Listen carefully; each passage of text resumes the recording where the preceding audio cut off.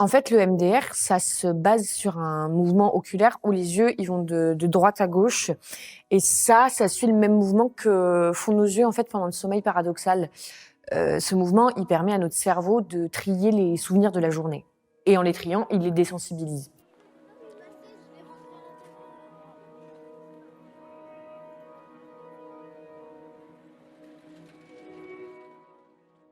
Le but, l'idée, c'est un peu de débusquer, on va dire, les souvenirs traumatiques qui sont mal rangés dans le cerveau et de leur permettre d'avoir le même traitement en fait qu'un souvenir simple, c'est-à-dire de les sortir pour les désensibiliser avec ce mouvement oculaire latéral. C'est ma psychiatre qui m'a proposé le EMDR parce que j'avais toujours des sursauts au bruit de porte qui claque, de pétards, de pétarades, etc. Et c'était toujours compliqué. C'est plutôt pour ça que j'ai utilisé le MDR, en fait, pour me désensibiliser au bruit. Eh bien, on ne sait pas très bien comment ça marche, mais parmi les hypothèses envisagées pour dire que c'est efficace, c'est que ça induit des remaniements de la mémoire de travail. Et on pourrait dire, là aussi je parle de façon un peu vulgaire, mais le fait de se concentrer à la fois sur le souvenir traumatique et sur cette tâche-là aurait comme effet de purger les émotions négatives. Lorsqu'on a pu vivre un traumatisme ou un choc émotionnel, on explique que le souvenir resterait bloqué au moment du traumatisme. Et lui-même implique des symptômes de reviviscence, d'évitement, de cauchemar, avec des connexions qui sont altérées, des cognitions qui sont modifiées. Et du coup, le MDR, ça va faire en sorte que le cerveau et que la mémoire puissent intégrer ce souvenir-là, puissent l'intégrer et le digérer pour qu'il puisse venir se stocker comme un souvenir dans la mémoire. Voilà. Ça permet de pouvoir remettre en mouvement quelque chose qui serait resté bloqué. Alors, EMDR, ça veut dire mouvement, je sais plus quoi, désensibilisation, un truc comme ça. En fait, l'idée, c'est d'amener le patient à remonter le temps. Enfin, entre guillemets. Enfin, moi, j'appelle ça comme ça. L'idée, c'est de le confronter à son trauma, tu vois, de le désensibiliser en le confrontant au trauma, un peu comme on fait avec les allergies. Et donc moi, première séance, la cata, quoi. Ça n'a pas marché, mais du tout. Je sais pas, j'avais pas le bon lieu sûr, Puis il y avait la boîte à bonbons, là, c'était... Ça n'a pas marché. Mauvais début. Donc, on a fait une deuxième séance. Et là, j'ai ouvert mon cœur, comme on dit. J'ai ouvert grand mon cœur, ou mon esprit,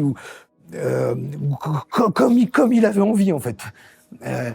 Et là, la boîte à émotions, elle s'est ouverte, tu vois. Moi, je croyais que j'étais dans Ghostbusters, tu vois, avec le pack Protron qui aspire toute l'émotion comme ça, ouais. Et le docteur, il disait oui, c'est super, et c'est vrai que c'était, ça a marché du feu de Dieu. Et là, on a, comme je dis, on a remonté le temps, mais comme Marty McFly, quoi. Bah, en fait, ça se prépare vachement. T'as à peu près 3 à 4 séances de préparation parce qu'il faut se baser sur des souvenirs. Donc, il faut retrouver ces souvenirs qui sont associés à des sentiments précis. Et il faut faire toute une liste, toute une trame avec ces sentiments, ces souvenirs, etc. Et donc, une fois que tu as tout ça, tu peux te baser dessus pour faire émerger des souvenirs qui sont associés indirectement et inconsciemment.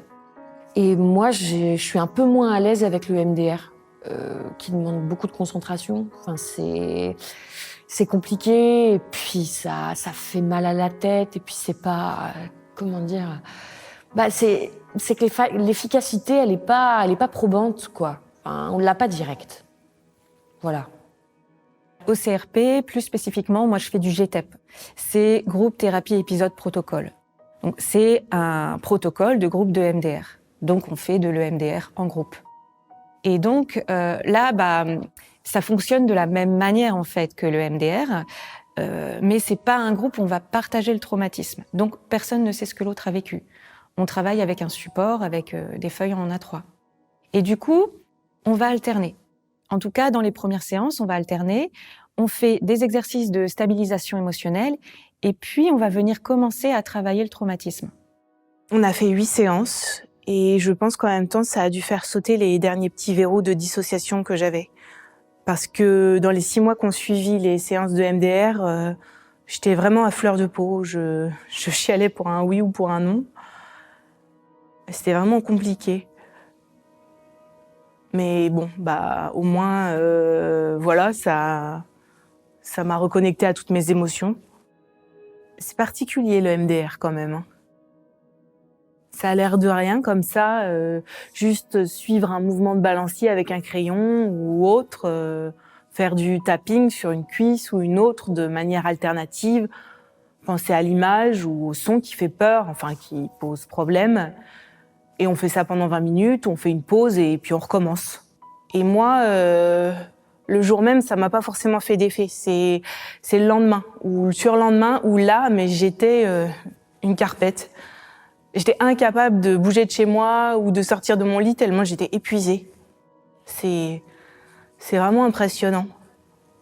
Après, chacun réagit peut-être de manière différente.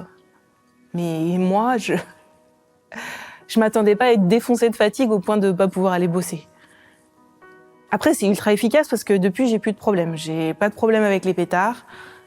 J'ai plus d'hypervigilance.